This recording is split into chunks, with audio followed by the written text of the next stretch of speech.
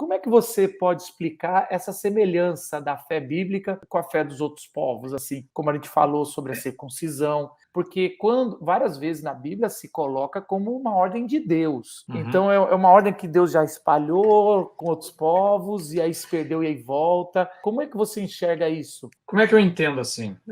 Muitos historiadores bem mal-humorados, eles veem tudo como genealogias históricas, né? Então, Israel tem uma tradição religiosa, tem uma outra parecida antes, então Israel copiou dos outros e assim veio por, né, assimilação de outros povos. Eu acho isso o fim da picada, porque na verdade eu acho que, por exemplo, o Mircea Eliade, que eu já citei, para mim ele explica melhor isso, porque ele trabalha o quê? Ele trabalha no nível do arquétipo, né? Então ele diz, olha, existe uma série de arquétipos humanos, percepções humanas da realidade, e ele parte muito do Rudolf Otto também. Ele coloca isso muito como algo que é externo ao homem. Assim como o Carl Jung, que também trabalha a noção de arquétipo lá na questão dos sonhos. Então há uma série de arquétipos humanos, percepções humanas da realidade, que de certa maneira são comuns, assim, todas as culturas, de certa maneira. Isso para determinados segmento da interpretação antropológica hoje é um completo absurdo. Eles vão dizer que cada cultura é completamente única, separada, não existe uma noção de essência geral, porque quando você fala de essência, tu tem que acreditar em essência humana e acredita em Deus. Não adianta, você cai lá nesse lugar, por isso que acabam muitos negando essa ideia. Mas outras linhas já dizem que não, há uma essência e tal. E eu acho que essa essência tem a ver com o quê? Com a presença do Logos. E aí o Logos é o quê?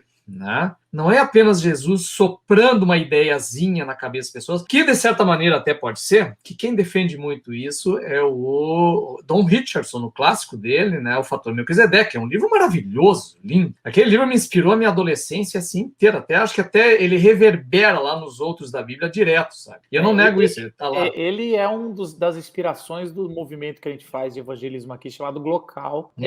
Tem muita coisa. Agora, vem a crítica, deixa eu ouvir. Sim.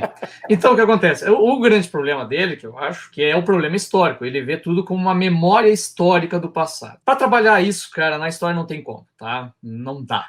Não tem jeito de fazer isso. Então, eu acho que o caminho muito melhor é esse do arquétipo do Mircea Eliade, né? Que vai trabalhar com essas noções gerais humanas. E que, na minha opinião, elas não vêm apenas pela uma percepção geral de você entender as coisas dessa mesma maneira, porque parte de um mesmo arquétipo mental, mas também por uma questão lógica. Eu acho que o logos, a palavra logos, leva a isso, lógica.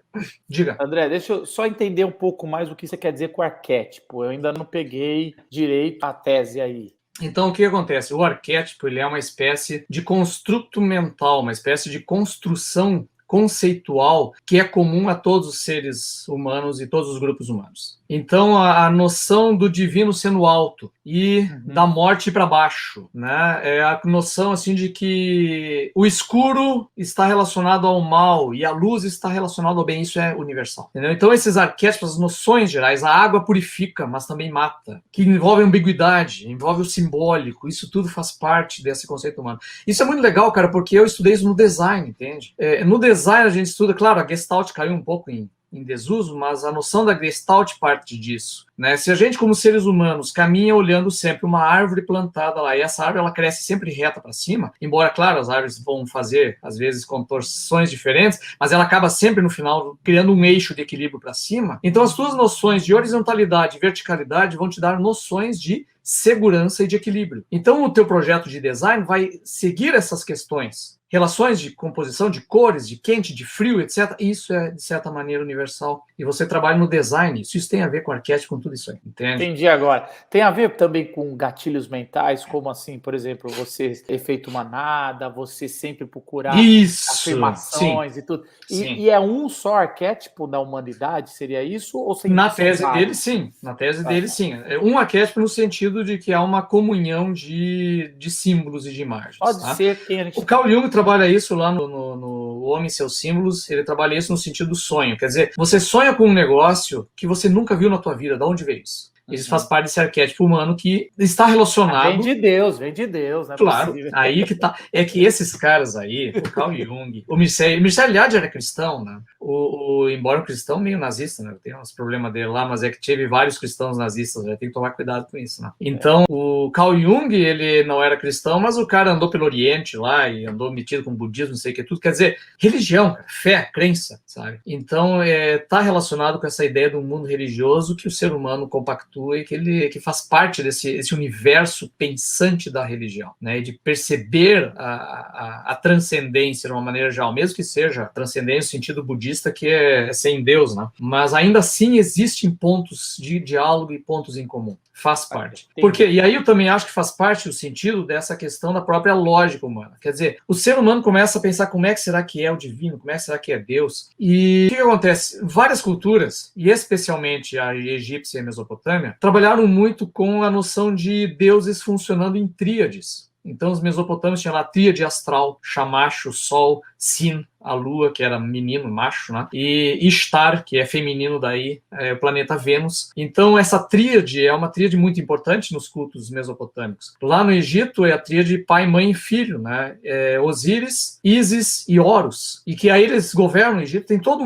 uma simbiose entre esses deuses. E aí vem alguns historiadores, olha, essa coisa da trindade é porque tinha 3 deuses e o cristianismo resolveu dizer que eram só, mas são 3 deuses e tal, né? Que vem do paganismo e tal. E aí é que tá. Até eu achei um texto uma vez de um historiador português e ele dizia justamente isso, né? Essa questão é o seguinte, é uma percepção antiga de que o divino, mesmo sendo uno, de alguma maneira ele funciona melhor em 3. Há uma ideia geral do 3, assim, circulando, uma noção de funcionamento perfeito. Isso está um pouquinho também no mundo grego, né, na noção dos 3 pontos de moratória e tudo mais. Então, existe uma certa noção humana compartilhada de que as coisas, de algum jeito, entre 3 parece que funcionam melhor. Então, a trindade, essas tríades astrais, que por vezes, lá no mundo egípcio, vão até se aproximar de uma ideia de trindade, né? Por exemplo, Ra, Atom e... agora fugiu o terceiro, que é um sol e o círculo solar, basicamente, manifestações da luz divina a partir do sol, né? E lá o Akhenaton também, que é chamado como o primeiro monoteísta, entre aspas, dos egípcios, ele também vê a noção de que do sol, né? O único Deus e tal, da luz divina e tudo mais. Que tem muito a ver lá com o que a gente vê no fator Melquisedeque, né? Falando lá dos incas, né? Que adoravam o sol e de repente não é o sol, é outra acima do sol. Isso. E também é uma provocação de Moisés e do povo de Deus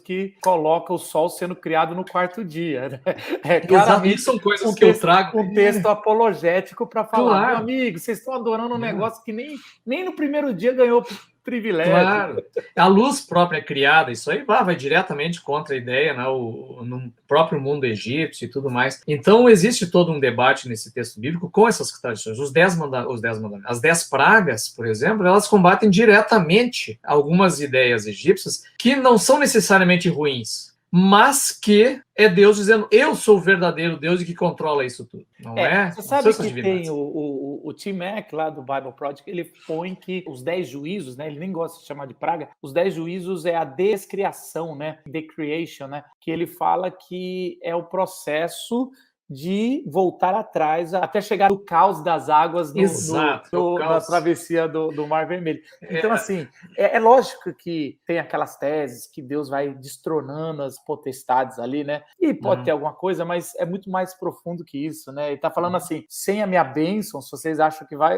se eu tirar, acaba tudo. Isso. E é interessante, então, nesses processos, a gente vai vendo que eu até mostro isso no livro em alguns momentos. Então, o que acontece? O Egito, eu acho fascinante, assim, o Egito, porque ele não é necessariamente mal, entende? E isso que eu tento mostrar nas culturas, porque essas culturas, como a Bíblia apresenta, elas não são essencialmente más e essencialmente boas, ele está tratando uma realidade. Então, se você olhar no Gênesis, o Egito é lugar de bênção, o Gênesis inteiro. O Egito é o lugar em que vai ser salva a humanidade, lá na história de José. O Egito é o lugar em que tem o faraó que recebe Abraão e o faraó é enganado e Deus está protegendo o faraó, né? Então, tem toda uma relação muito positiva com o Egito, porque o Egito é esse lugar de mantenedor da ordem, da Maat, justiça e a verdade, que é uma divindade, né? Mas é a noção deles que eles têm que manter a justiça, têm que manter a ordem, de alguma maneira. E lá no Gênesis ele é o lugar de salvação. Chega no Êxodo, ele é o lugar de escravidão. Então, note como a Bíblia não está preocupada em dizer essa cultura é toda maligna ou toda bondosa ou toda boa. Não é isso. Nem os próprios israelitas são vistos assim. Não, pelo contrário.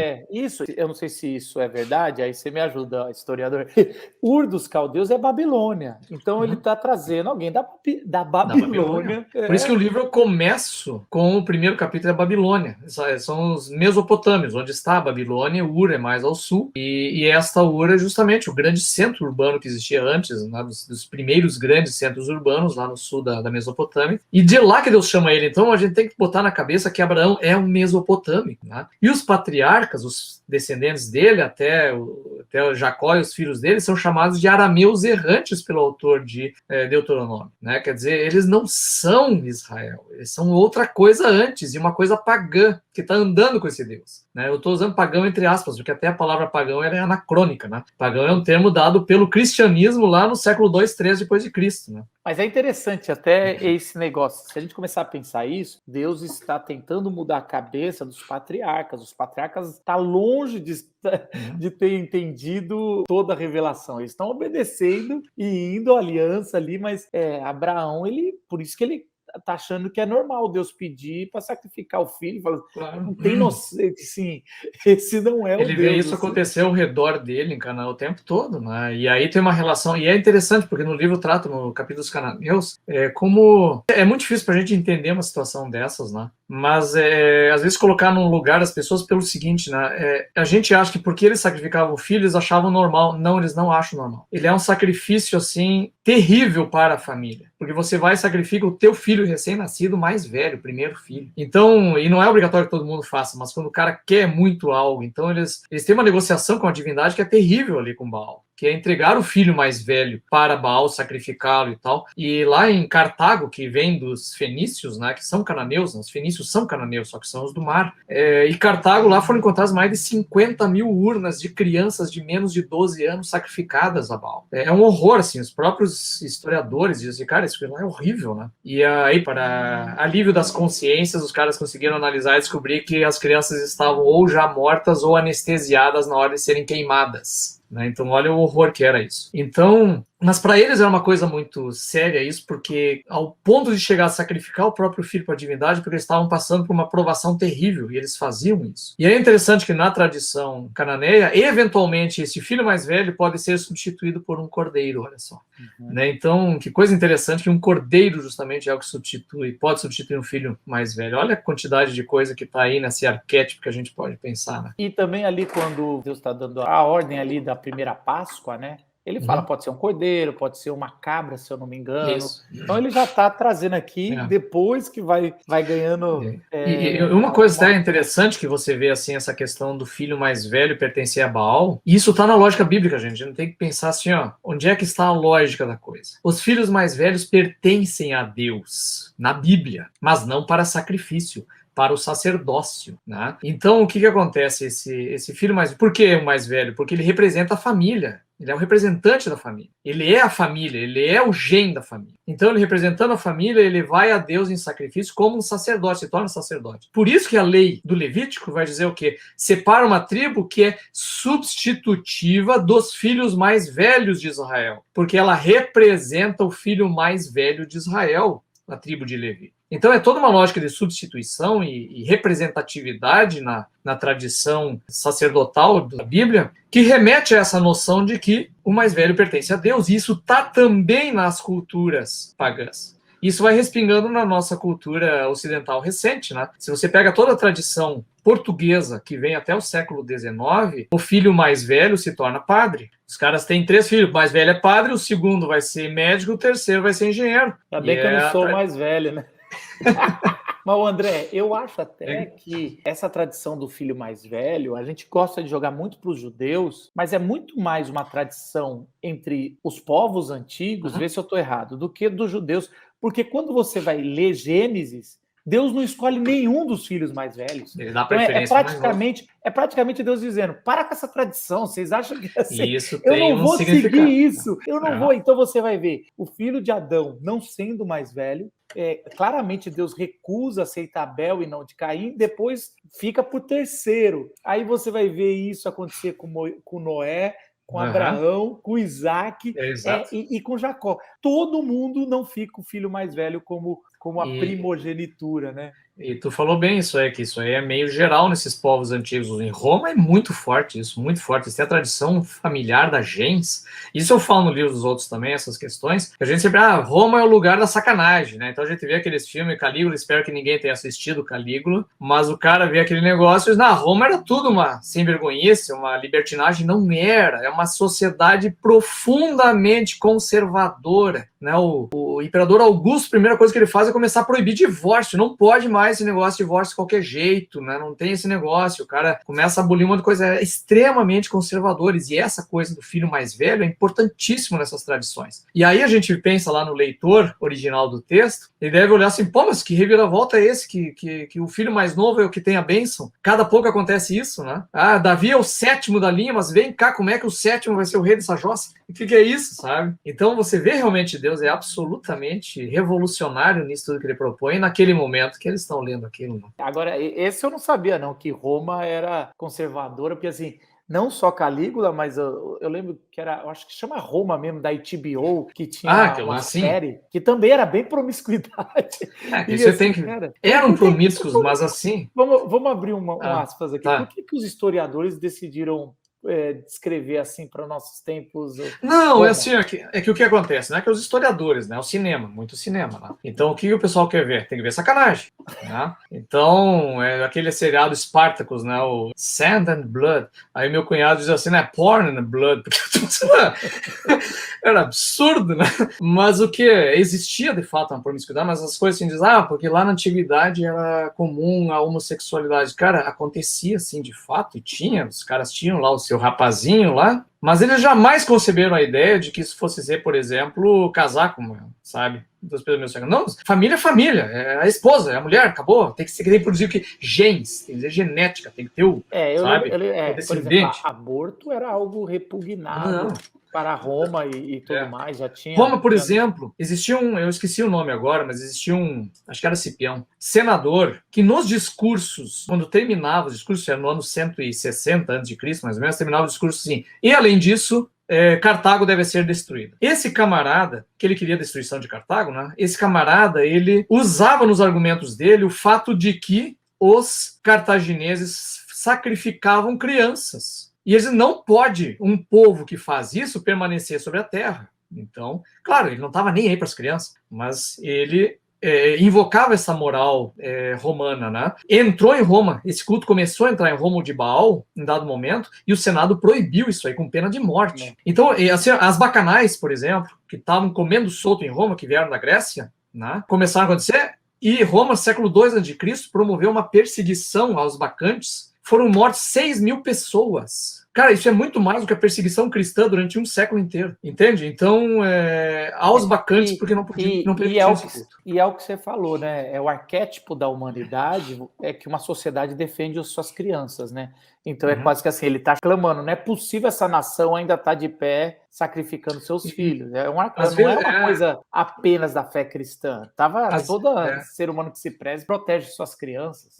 Às vezes aparece alguém dizendo, mas é que os gregos tinham eventualmente um sacrifício humano e do filho lá. Por exemplo, lá na Guerra de Troia, o Agamenon oferece a filha Efigênia a Poseidon, se não me engano. E só que o que acontece? Dentro da narrativa, isso é tratado como o horror dos horrores, ele não é natural. Todo mundo fica horrorizado com aquilo, porque o Deus queria dissuadir ele de ir para a guerra. E aí eu vou fazer uma prova que ele não vai passar. E ele sacrifica. Então ele está dentro de uma narrativa em que é visto como o horror dos horrores, e não como algo natural. Então, algumas coisas assim a gente tem que perceber nas religiões, né? É que o problema é o seguinte, a gente assiste lá o Indiana Jones, Templo da Perdição, que os caras estão lá arrancando o coração dos caras, tem aquele horror todo, e acho que isso existe em tudo que é mundo antigo, né? E não é assim, né? Então, existe o sacrifício humano em Roma, mas é onde?